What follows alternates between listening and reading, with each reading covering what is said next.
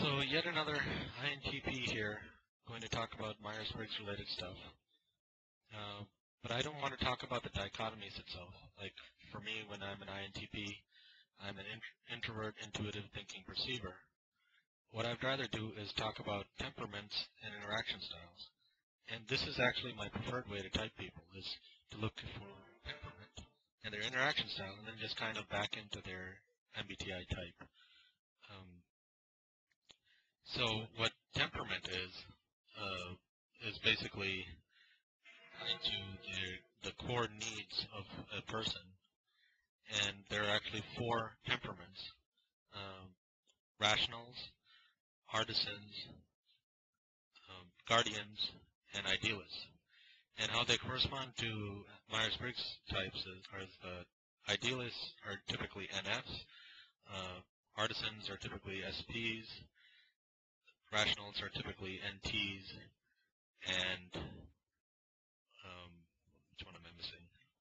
Guardians are usually SJs. Beyond that, each temperament can be split up into 4 particular MBTI types. And kind of as a complement to temperament, there's this thing called interaction styles. And there are 4 types of interaction styles, and they are the in-charge type, the chart-the-course type, the get things going, and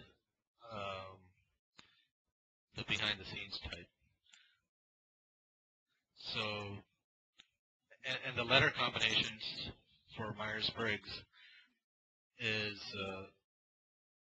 a little bit different. For instance, the in-charge types are they would be the STs and the NJs, and they're extroverts. So ENJs and ESTs are the in-charge types. The get things going types are also extroverts, but they're SFs and NPs. So ESFs and ENPs. And similarly, the chart-the-course types are INJs and ISTs, and behind-the-scenes types are ISFs and INPs.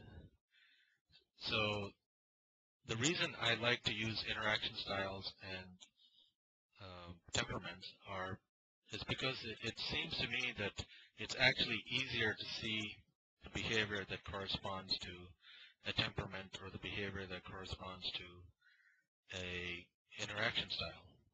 In fact, I've looked through some of the research, and it seems like one thing is interaction styles are very closely related to the DISC typing system, where D stands for dominant, I for influence, S for stability, and C for conscientiousness. The words may be a little bit off, but that's the basic idea. And these 4 axes, I guess, actually correspond to the 4 interaction styles. So stability is behind the scenes, influencing is get things going, conscientiousness is chart the course, and dominant personalities are the in-charge types. And from what I've discovered on the web, it seems that the validity scores for DISC are pretty close to 90 to like somewhere between 88 and 90%, which is actually a little bit better than the MBTI validity. In fact, from the research that I've done, basically the only dichotomy that seems to be rather reliable or rather valid is the E versus I, the extrovert versus introvert dichotomy. The rest of them don't seem to quite add up. That isn't to say that it's complete bunk, because they correlate pretty well with the 5-factor model, which is basically openness, conscientiousness, extroversion, agreeableness, and neuroticism. And neuroticism is the axis that doesn't correlate to anything to Myers-Briggs, even though I've heard some rumors or that they're going to add that fifth dimension to later versions of Myers-Briggs. But the agreeableness or agreeability, or I'm not sure exactly what the word is, but that goes with the feeling versus thinking dichotomy. And the openness goes with the intuitive versus sensing dichotomy. And, well, extroversion, introversion should be obvious.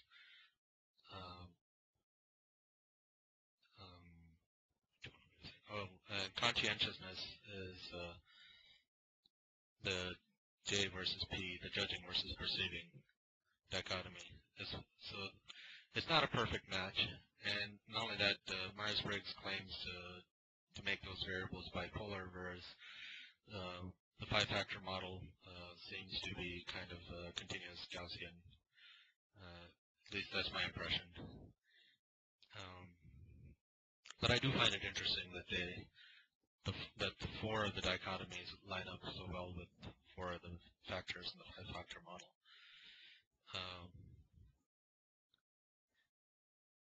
And I've actually gone a little bit off topic, I guess, from interaction styles and temperaments. But I've looked into the temperament research as well. There was a paper by Dario Nardi on the interstrength temperament system, and it seems like the temperaments actually do negatively correlate with the other temperaments and positively with itself, which is a good thing, I guess. And it's the temperaments actually have embedded within them three dichotomies. It seems not too many, but it's because after you make a square out of two dichotomies, the diagonals also form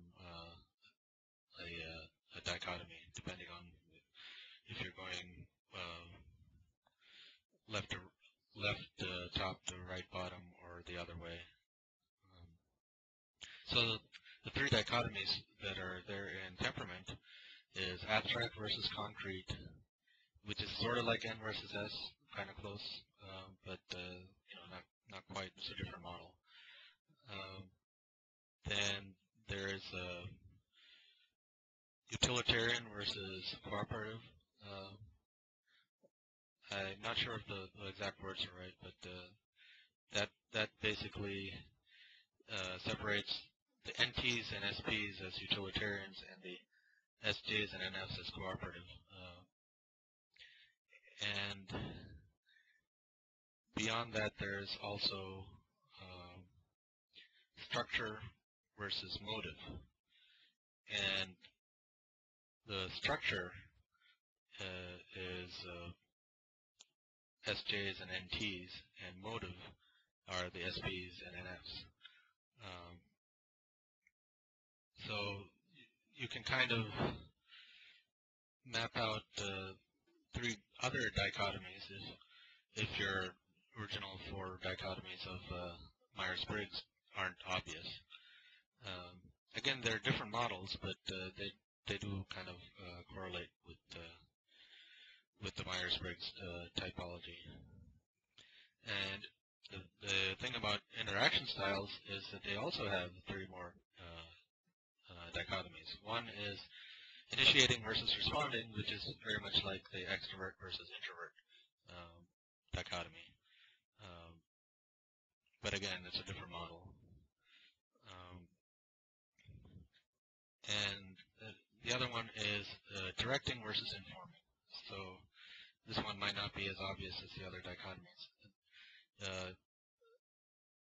The informing type will say things like, we're out of milk, and just assume